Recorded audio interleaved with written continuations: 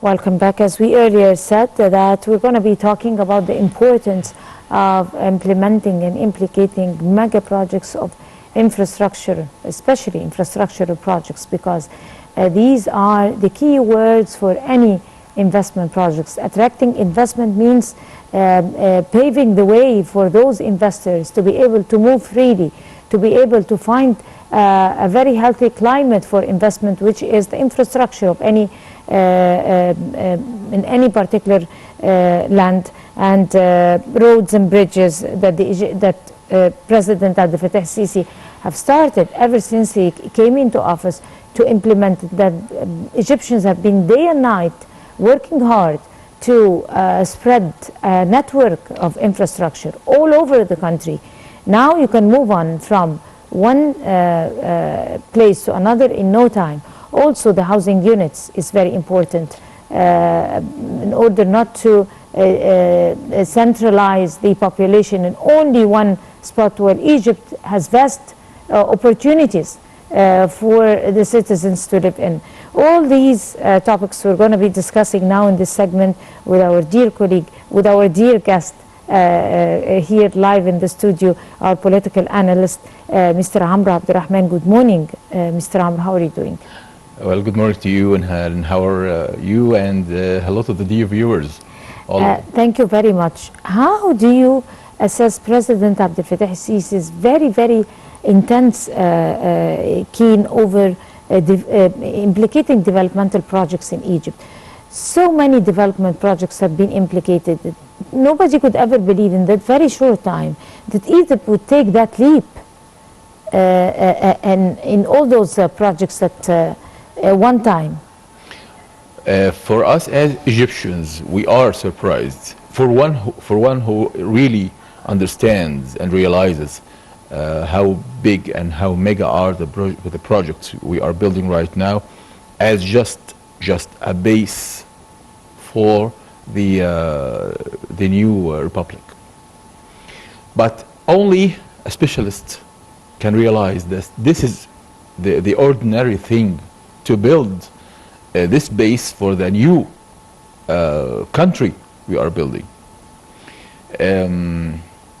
I believe that all of the projects, the roads and the bridges and the cities and the agricultural projects and cement and aluminum and the mega project of using and our treasures like the black sands are giving us truly way of feeling hope. We are hopeful despite the confronting of the crises all around us that pouring on the world. We are standing still, and we are standing tall, facing and confronting those crises in a very brave way. I believe that I read a report, it was in some foreign magazine, American. They were talking about how hard they can transport the weapons from NATO stores to Ukraine. I'm not just taking a stand, I'm just taking a clip on the situation. It's hard for them to transport it because the roads net are not prepared, are not wide enough, not tough enough to have and to take these transportations courses. So they had to use the train lines to transport the weapons. In here in Egypt, each and every project, especially I'm talking about the roads, that some people will just say we will not talk about the roads. No, the roads net is very important. Also, another report on an Italian newspaper, they were talking about that the Roman Empire was never become an empire without a greater roads net that connected the whole cities of the empire, and make it easy, and made it easy for trades and transporting the goods between the markets. This is how, one of the reasons how the Roman Empire has become an empire. I believe also that the very clever thought of building tunnels, wide and strong tunnels under the Suez Canal, this is very classified way of thinking, because thus we have connected Sinai with the central area of Egypt. This strategic connection is very important. To transport an army from the central Egypt to Sinai, that was difficult, because the Suez Canal could stand and prevent this transportation to be easy. So each and every project has a strategic look and a door to be opened for trades, and making our commerce easier, making our transportations easier. As for people, and this is the least thing, they can move freely and move easily between cities. This is very important. This is a strategic way of thinking, not just projects to show off. This is building of a new country. These are facts. Laying a foundation. Of course, we can no home can be built without the infrastructure. That's the same thing about a country. We can never build a country without infrastructure. This is how we are doing it right now, side by side, by other and too many projects. We were talking yesterday about the treasures in Egypt. We still have mines not even opened, and we are preserving it, not just for this generation. We're talking about gold mines in Shalatin, in Sinai, in the western bank, near the Red Sea, on the mountain there. We are talking about the black sands, that we are already opened the gate of this treasure, which means a lot for industries, for investments of all sorts. We are talking about preserving, to have more preserved gold, and even buying some to preserve what we have, so we don't have to collect it right now from our mines. There is a fine mind and a very classified way of thinking that is leading this country. So to what extent do you think that roads and bridges and the establishment of new capital projects like the new capital العاصمة الإدارية represent the most visible aspect of major infrastructural drive that is aimed at revitalizing the economy and putting an end to traffic congestion, which is also one of the most important priorities? This have really, we citizens have noticed that traffic congestions have almost been eliminated. So if you like to elaborate over the importance of establishing new cities, besides the infrastructural roads and everything, what is the importance of establishing new cities to our country? As well as we are building a new country, we need new cities. We need new organized populations, organized, not concentrated just around the Nile. That's how we are building the new cities, even in Delta, in Upper Egypt. I'm not just talking about the supreme cities. I'm talking about cities for people, for population, for ordinary citizens. About the new capital, I believe that we had enough. I'm not just Cairo is an ancient city, an ancient city, and it has not a fine history in our minds. We need to build a city that represents the Egyptian identity. The new capital, in each and every symbol of it, look at the octagon, look at the symbols. These are the symbols of the Egyptian identity. Not Cairo. Cairo was built by the Fatimiyin, who are not even Arabs. They are Persians. This is another matter of history, of course. But they did it on their own identity, not our identity as Egyptians. We are building the future. And the future starts yesterday, not even today. This is how the leadership is thinking. Thinking about the new projects in the new capital is very important to absorb the manpower, to expand our work opportunities for millions to work there, and more for investments. This is how to build a country, to make it easier for investments to run easy in its veins. And also, of course, not only the new capital. We are talking about too many cities built on the highest measures. We're talking about the fourth generations of cities. We are fighting with peace. Those who were fighting us with the fourth generations of war, who are trying to collapse our lives and our country, but we are building it, confronting it, this war, by building.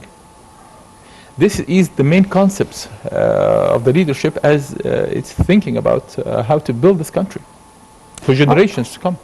Of course, and the importance of the public projects like that, ones that include cities, that include low-cost housing units, like transferring the informal settlements to decently built housing units, and providing job opportunities for them.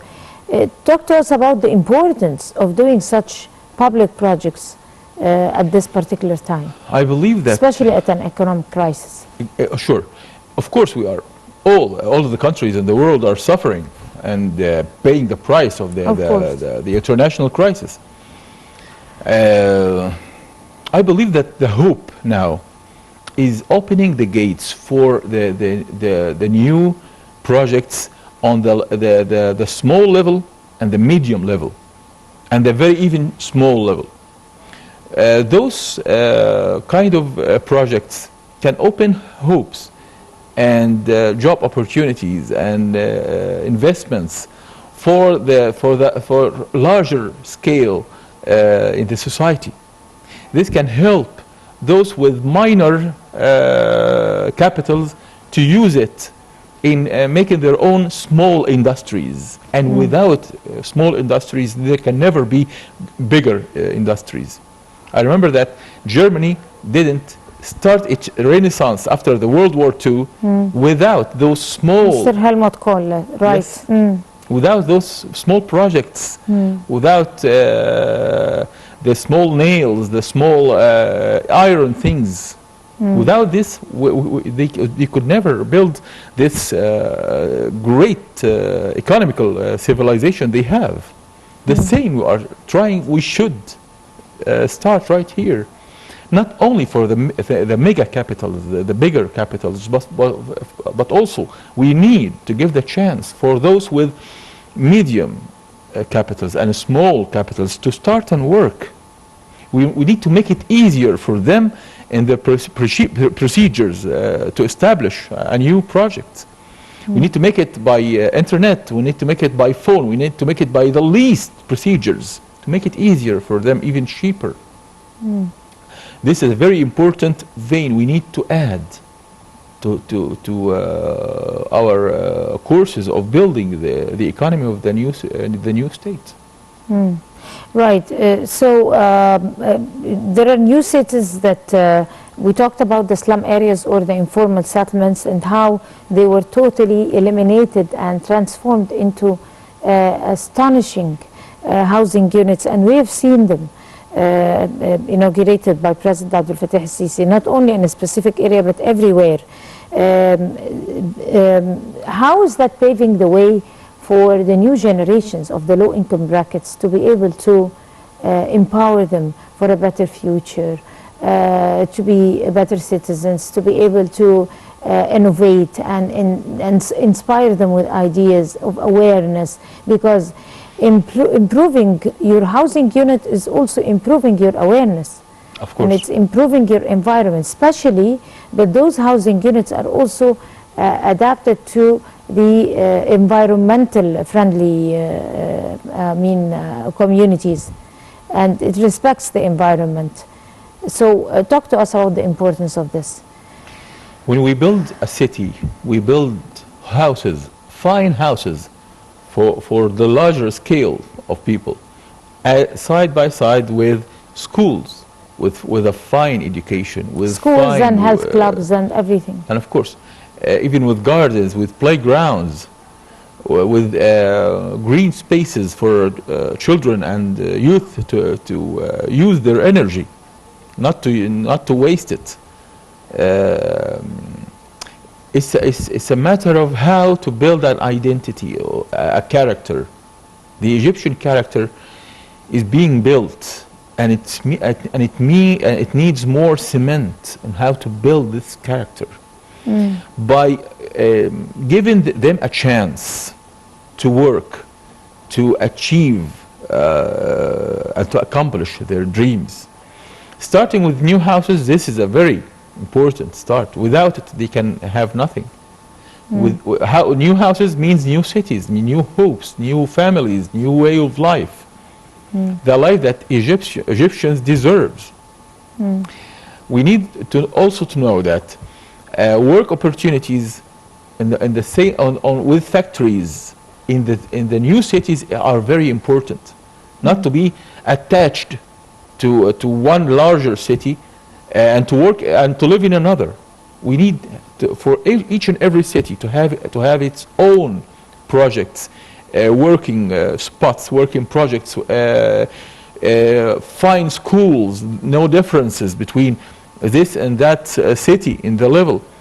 The Upper Egypt is already witnessing a true renaissance with the important projects there. One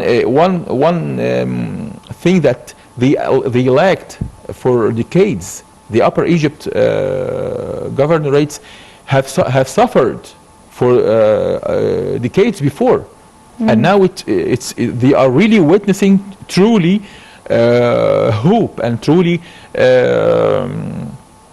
great projects in Sohag, in Albania, in Asyut. We have witnessed too many projects and many industrial communication centers and factories. Without those factories, without those working opportunities, they can never have hope. But they have it right now. We need to pour more. We need to give them more. We need to attach them more to the central mind of the capital. Right. The same thing is about Sinai. Sinai is witnessing a truly, they are breathing air.